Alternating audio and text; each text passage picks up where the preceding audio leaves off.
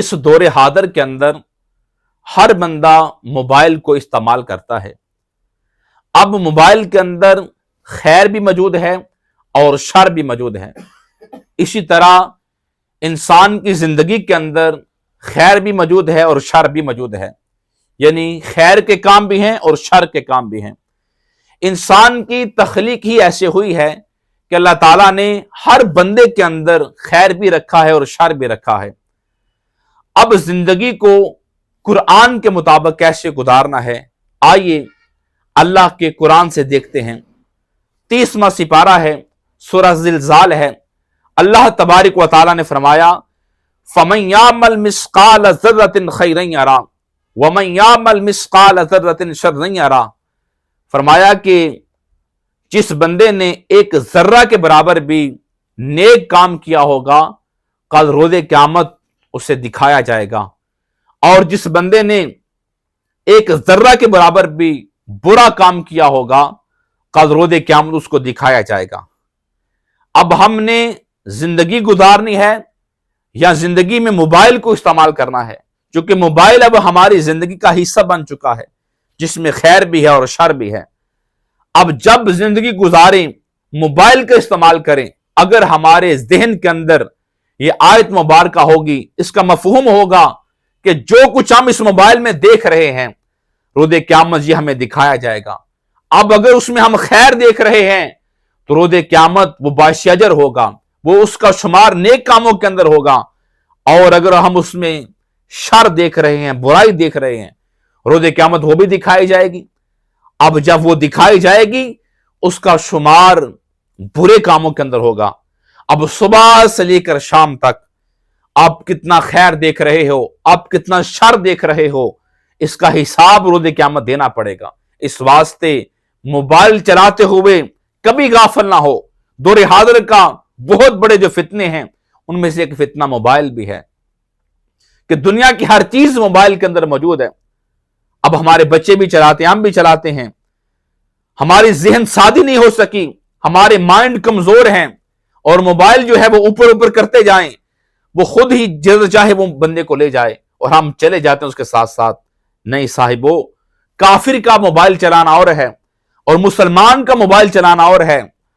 کافر جو بھی دیکھے اب وہ تو کافر ہے، اس کا ٹھکانہ تو جہنم ہے، لیکن مسلمان کی ایک ایک حرکت نوٹ ہو رہی ہے، مسلمان کے زبان سے جو لفظ نکلتے ہیں وہ بھی لکھے جا رہے ہیں، اور مسلمان کا یہ عقیدہ ہے کہ روز قیامت اس نے ہاتھوں سے کیا کیا ہے یہ گواہی دیں گے، پاؤں سے کیا کیا ہے یہ گواہی دیں گے، اس کے جسم کے اعضاء بھی گواہی دیں گے۔ اب موبائل چلاتے ہوئے یہ بات ذہن نشین رکھیں کہ روز قیامت ہم نے کائنات کے مالک کو حساب دینا ہے، مالک یوم الدین۔ عالم کفر تو یہ چاہتا ہے کہ مسلمان بے حیائی کی طرف چلے جائیں۔ علامہ اقبال نے لکھا ہے کہ ایک بوڑھا انگریز مرنے لگا تھا، اپنے بیٹے کو نصیحت کی کہ بیٹا ساری دنیا کو اپنا غلام بنا کے رکھنا۔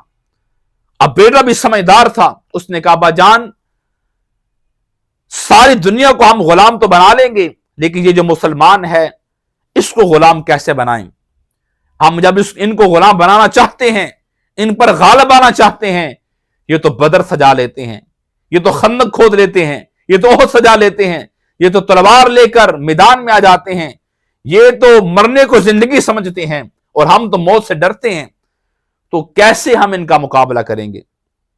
تو بوڑھے انگریز نے کہا کہ بیٹا ساری دنیا تمہاری غلام بن سکتی ہے لیکن مسلمان غلام نہیں بنے گے۔ ہاں میدان میں کبھی نہ اترنا، یہ میدان کے اندر ہم ان سے کبھی جیت نہیں سکتے، یہ میدان میں پاورفل ہوتے ہیں، ان کے پاس جذبہ جہاد ہے، جذبہ ایمان ہے، ہم ان کو شکست نہیں دے سکتے۔ ہاں ایک کام کرنا، آپ ان کے اندر فحاشی پھیلا دیں اور ان کا نصاب بدل دیں، ایک ان کا نصاب بدل دیں اور ایک ان کے اندر فحاشی پھیلا دیں۔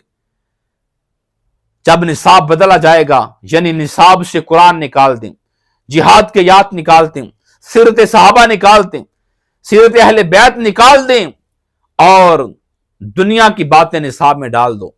ان کے پاس یہ فکر ہو کہ نوکری لگنا ہے، ڈاکٹر بننا ہے، انجینئر بننا ہے، بس یہ فکر ہو، فکر آخرت ختم ہو جائے، جب نصاب بدل جائے گا، دنیا کی محبت، دنیا کا لالچ، دنیا کا ہرس ان کے اندر آ جائے گا، یہ آخرت سے غافل ہو جائیں گے، یہ یاد الہی سے غافل ہو جائیں گے، یہ یاد رسول سے غافل ہو جائیں گے، اور جب غافل ہو جائیں گے اور ان کا جو مقصد ہے دنیا میں آنے کا وہ بھول جائیں گے، اور یہ بات ان کو آہستہ آہستہ غلامی کی طرف لے جائے گی۔ اور دوسرا کام یہ کرنا کہ ان کے اندر فحاشی پھیلا دینا، یہ فحش ہو جائیں، ان کی نگاہیں پاک نہ رہیں، ان کا دل پاک نہ رہے، دل سوز سے خالی ہے، نگاہ پاک نہیں ہے، پھر اس میں عجب کیا کہ تو بے باک نہیں ہے۔ نہ ان کی نگاہ پاک رہے، نہ دل پاک رہے، نہ خیالات پاک رہیں۔ جب یہ پاک نہیں رہیں گے یہ بہادر نہیں ہوں گے، جب بہادر نہیں ہوں گے پھر ہمارا مقابلہ نہیں کر سکیں گے، جب ہمارا مقابلہ نہیں کر سکیں گے پھر ہمارے غلام بن جائیں گے۔ تو آج کفر جو ہے، آج جو کافر ہے، اپنی سازشوں کے اندر، اپنے مشن کے اندر وہ کامیاب ہو چکا ہے، نصاب اس نے بدل دیا، یہ موبائل کے ذریعے ہر گھر کے اندر فحاشی چلی گئی ہے، اور ہم ہیں کہ غافل ہیں، ہمارے بچوں کے ہاتھوں میں ٹچ موبائل ہیں، کبھی ہم نے پوچھا کہ بیٹا کیا دیکھ رہے ہو، کیا سرچ کر رہے ہو؟ کبھی ہم نے ان کو بتایا کہ یہ دیکھنا ہے، یہ نہیں دیکھنا، کہ ہم نے منع کیا ہے؟ وہ تو ہمیں نقصان پہنچا رہے ہیں لیکن ہم بھی غافل ہیں۔ لیکن صاحبو یاد رکھو، اگر آپ مسلمان ہو تو مسلمان اپنے بیٹے کی، اپنی بیٹی کی تربیت اس لیے کرتا ہے کہ یہ اچھا مسلمان بنے، یہ اچھا مصطفیٰ کریم صلی اللہ علیہ وآلہ وسلم کا غلام بنے۔ اگر آپ تربیت نہیں کریں گے، کل روز قیامت آپ کے بیٹے آپ کے گریبان کو پکڑیں گے۔ اور ویسے بھی روایات میں آتا ہے کہ جب بندہ مر جاتا ہے تو قبر میں نیک اولاد جو ہے اس کا ثواب پہنچتا رہے گا، جب اولاد نیک کام کرے گی قبر میں ثواب پہنچتا رہے گا۔ لیکن اگر ہم نے ان کو نہیں روکا، نہیں ٹوکا، ان کی تربیت نے کی، برائی سے نہیں روکا، تو وہ برائی کی راہ میں چلے جائیں گے، تو پھر نیک تھے تو ثواب پہنچے گا، اب برے تھے تو حساب بھی دینا پڑے گا۔ اس واسطے آج موبائل بڑے فتنوں میں سے ایک فتنہ ہے، اس کو استعمال کرتے ہوئے یہ ذہن میں لازم رکھیں کہ خدا دیکھ رہا ہے۔ جو تنہائی کا گناہ ہوتا ہے وہ انسان کو روحانی طور پر بھی، جسمانی طور پر بھی کمزور کر دیتا ہے، اور جب تنہائی کے اندر انسان کو پتہ ہے مجھے کوئی نہیں دیکھ رہا، بند کمرہ ہے، مجھے کوئی نہیں دیکھ رہا، لیکن مسلمان کا عقیدہ ہے خدا تو دیکھ رہا ہے نا۔ جب زلیخا وہ 7 کوٹھریوں کے پیچھے یوسف کو لے گئی اور وہاں جا کر اپنے بت پر کپڑا ڈال دیا اور کہا کہ یوسف آ جاؤ، اب ہمیں کوئی نہیں دیکھ رہا، تو یوسف علیہ السلام اللہ کے نبی تھے، اتنے پیارے حسین نبی، جو جواب دیا وہ میرے اور آپ کے سمجھنے کے قابل ہے۔ فرمایا تو نے تو 7 کوٹھریوں کے پیچھے لے آئی اور مورتی پر کپڑا ڈال دیا، میرا خدا تو وہ ہے جو 7 بند کوٹھریوں کے اندر بھی دیکھ رہا ہے، وہ تو ہر جگہ دیکھتا ہے، زمین کے نیچے کیا ہے، آسمان کے اوپر کیا ہے، یہ کائنات میں کیا ہے، اس کی نظر سے پوشیدہ نہیں، وہ تو دیکھ رہا ہے۔ جب یہ 2 باتیں ہمارے ذہن میں ہوں گی کہ ایک برائی بھی کریں گے وہ بھی دکھائی جائے گی اور اچھائی بھی کریں گے وہ بھی دکھائی جائے گی، پھر ہم موبائل کا استعمال کرتے ہوئے نیک کام یا برے کام کرتے ہوئے خیال کریں گے۔ دوسرا، جب ہمارے ذہن کے اندر یہ بات راسخ ہو جائے گی ہمارا خدا ہمیں دیکھ رہا ہے، تو یقیناً ہم بڑے زیادہ فتنوں سے بچ جائیں گے۔ جو نیک عمل ہیں، جو برائی کے عمل ہیں، نیک عمل اور برے عمل یہ دونوں انسان کی زندگی کا حصہ ہے۔ اب جب انسان خیر کا کام کرتا ہے، آہستہ آہستہ اس کا وجود خیر کا پیکر بن جاتا ہے اور وہ خیر کی راہوں کا مسافر بن جاتا ہے، اور دل سے جو چشمے ابلتے ہیں پھر وہ خیر کے چشمے ابلتے ہیں۔ اور جب بندہ برائی دیکھ دیکھ کر، برائی کر کر کے، گناہ کر کر کے اپنے دل پر داغ لگاتا رہتا ہے تو پھر شر کے چشمے پھوٹتے ہیں، انسان شر کی طرف چلا جاتا ہے، پھر وہ نمازیں چھوڑ دیتا ہے، زکاتیں چھوڑ دیتا ہے، حج چھوڑ دیتا ہے، اسے محسوس نہیں ہوتا کیونکہ وہ غافل ہو چکا ہے، برائیاں کر کر کے، گناہ کر کر کے اس کا شر غالب آ چکا ہے۔ جب شر غالب آتا ہے تو انسان بری راہوں کا مسافر بن جاتا ہے۔ حدیث پاک میں آتا ہے نا کہ جو حیا ہے وہ ایمان کا حصہ ہے، جو حیادار ہوتے ہیں وہ ایماندار ہوتے ہیں، اور جو بے حیا بن جاتے ہیں ان کا پھر ایمان بھی کمزور ہو جاتا ہے۔ جب ایمان کمزور ہو جاتا ہے پھر خدشہ رہتا ہے کہیں کفر پر موت نہ ہو جائے۔ حدیث پاک میں آتا ہے کچھ لوگ ایسے ہیں کہ وہ ساری زندگی کفر پر گزار دیتے ہیں، لیکن آخر میں کوئی ایسا عمل کر لیتے ہیں اللہ ان کو ایمان عطا فرماتا ہے۔ اور کچھ لوگ ایسے ہیں کہ ساری زندگی اچھے کام کرتے رہتے ہیں اور بالآخر کوئی کام ایسا کر بیٹھتے ہیں کہ وہ کفر کی موت مر جاتے ہیں۔ اس لیے ایمان کی حفاظت اور خیر کے کاموں کی حفاظت یہ بڑا ضروری ہے۔ ہم خیر کے کام کرتے رہیں گے، ہمارا ایمان محفوظ رہے گا۔ حدیث پاک میں آتا ہے کہ کئی بار ایسا ہوتا ہے کہ بندہ زبان سے کوئی حرف ادا کرتا ہے، کوئی لفظ ادا کرتا ہے، کوئی بات نکالتا ہے، اسے خبر نہیں میں نے کیا کہہ دیا، لیکن بات بڑی اچھی تھی، اللہ کو اتنی پسند آتی ہے، اللہ بندے کی بخشش فرما دیتا ہے، اللہ بندے پر راضی ہو جاتا ہے۔ اور کئی بار ایسا ہوتا ہے بندہ منہ سے ایسی بات نکال دیتا ہے جو اللہ کو بہتر نہیں لگتی، وہ بری بات ہوتی ہے اور اس سے وہ جہنم میں داخل ہو جاتا ہے۔ اس لیے ایک ایک لمحہ بڑا ضروری ہے، ہم زبان سے بات نکالیں یا عمل نکالیں، ایسا نہ ہو کہ اب ہم سے ناراض ہو جائے، اور بات جب بھی نکالیں ایسی نکالیں اللہ راضی ہو جائے، اس کا رسول راضی ہو جائے اور آخرت بہتر ہو جائے۔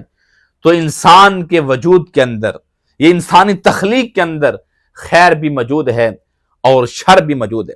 جب اللہ تبارک و تعالی انسان کو بنانے لگا، سورۃ البقرہ کے اندر یہ پورا مضمون ہے، جب اللہ انسان کو بنانے لگا تو فرشتوں کو بتایا، مشورہ کیا کہ دنیا کے اندر میں اپنا خلیفہ بنانے جا رہا ہوں۔ تو پتہ ہے فرشتوں نے جواب کیا دیا؟ فرشتے کہنے لگے کہ مولا ایسے کو اپنا خلیفہ بنائے گا، ایسے کو اپنا نائب بنائے گا جو دنیا کے اندر خون ریزیاں کرے گا، قتل و غارت کرے گا، جو دھوکہ دے گا۔ اب سوال پیدا ہوتا ہے فرشتوں کو کیسے پتا تھا کہ انسان دنیا میں دھوکہ کرے گا، فریب کرے گا، قتل و غارت کرے گا، خون ریزی کرے گا؟ کیونکہ پہلے انسان ہی کوئی نہیں تھا، یا تو پہلے کوئی انسان ہوتا، اس نے برے عمل کیے ہوتے، فرشتوں نے دیکھا ہوتا تو پھر بھی بات سمجھ میں آتی تھی۔ اب پہلے کوئی انسان نہیں تھا، فرشتوں نے دیکھا بھی نہیں تھا، اب کیسے ان کو پتا تھا کہ انسان خون ریزیاں کرے گا؟ تو علماء لکھتے ہیں کہ جن اجزاء سے انسان نے بننا تھا ان اجزاء کی اثرات کیا ہیں فرشتے یہ جانتے تھے۔ انسان بنا ہے آگ سے، ہوا سے، پانی سے، مٹی سے۔ اب ان کو پتا تھا کہ آگ جلا دیتی ہے، ہوا تباہ و برباد کر دیتی ہے، پانی بہا کے لے جاتا ہے۔ جب ان سارے عناصر سے انسان بنے گا تو پھر تو یہ خون ریزیاں کرے گا، کیونکہ انسان دو چیزوں کا مرکب ہے۔ ایک انسان کا جو وجود ہے یہ ہوا، پانی، مٹی، آگ سے بنا ہے، اور اس کے اندر جو روح ہے وہ اللہ نے اپنی روح اس کے اندر پھونکی ہے۔ اب روح کا تعلق جو ہے وہ عالم ارواح کے ساتھ ہے، آسمانوں کے ساتھ ہے۔ اب روح انسان کی وہاں سے آئی ہے جہاں بس خیر ہی خیر ہے، چغلی نہیں ہے، غیبت نہیں ہے، حسد نہیں ہے، وہاں پر خون ریزی، قتل و غارت نہیں ہے۔ اب جسم کا تعلق زمین سے ہے کہ زمین کے اندر جو ہے، اب انسان جب زمین کے اوپر رہتا ہے تو اس کے اندر جن عناصر سے بنا ہے وہ عناصر تباہ بھی کرتے ہیں، برباد بھی کرتے ہیں، جلاتے بھی ہیں۔ اب وجود انسان کا چاہتا ہے وہ برائیاں کرے، وہ ظلم و ستم کرے، وہ بادشاہ بنے، وہ بڑا بن جائے، کیونکہ وجود کے اندر یہ ساری چیزیں موجود ہیں۔ اب جو روح ہے وہ چاہتی ہیں کہ انسان کا جو وجود ہے وہ امن کا پیکر بن جائے۔ اب روح ساری زندگی چاہتی ہے کہ میری حکومت جو ہے وہ روح پر، جسم پر رہے۔ اب جسم چاہتا ہے کہ روح پر میری حکومت رہے۔ اب جو برے ہوتے ہیں، جو شر کے کام کرنے والے ہوتے ہیں، وہ برے کام کر کر کے اپنے نفس کو مضبوط کر لیتے ہیں اور روح کو کمزور کر دیتے ہیں۔ اب ان کے روح پر جسم کی حکومت ہوتی ہے اور پھر وہ خون ریزیاں کرتے ہیں، وہ ظلم و ستم کرتے ہیں، وہ دوسروں کو نقصان پہنچاتے ہیں، وہ زمینوں پر ناجائز قبضہ کرتے ہیں، وہ شرابیں پیتے ہیں اور برے عمل کرتے رہتے ہیں۔ اب جو روح کو مضبوط کرتے ہیں نماز کے ذریعے سے، قرآن کے ذریعے سے، نیک عمل کے ذریعے سے، اب روح کی غذا جو ہے وہ نیک عمل ہے۔ جو نیک عمل کرتے رہتے ہیں اور برائی سے بچتے رہتے ہیں ان کی روح جو ہے وہ مضبوط ہو جاتی ہے، جسم کمزور ہو جاتا ہے۔ اب جسم پر روح کی حکومت آ جاتی ہے، جب جسم پر روح کی حکومت آتی ہے جسم پھر امن کا پیکر بن جاتا ہے۔ یہ جتنے اللہ کے ولی ہیں، جتنے نیک لوگ ہیں، سب کے سب جو ہے اپنی روح کو مضبوط کرتے رہے، نفس کو غلام بناتے رہے، نفس کو مارتے رہے، اسی لیے آج ان کے نام باقی ہیں، کیونکہ روح کو انہوں نے مضبوط کر لیا۔ تو اس واسطے صاحبو، جسم کے اندر، ہمارے جسم کے اندر خیر بھی ہے اور شر بھی ہے، اور موبائل کے اندر بھی خیر اور شر ہے۔ اب زندگی کو گزارتے ہوئے، موبائل کو چلاتے ہوئے، ہم نے اس بات کو ذہن میں رکھنا ہے کہ ہم نے خیر والا بننا ہے، خیر والے کام کرنے ہیں، اور شر سے بچنا ہے اور شر والے کاموں سے بچنا ہے۔ میری دعا ہے کہ رب کائنات ہمیں عمل کی توفیق عطا فرمائے۔ وما علینا الا البلاغ المبین۔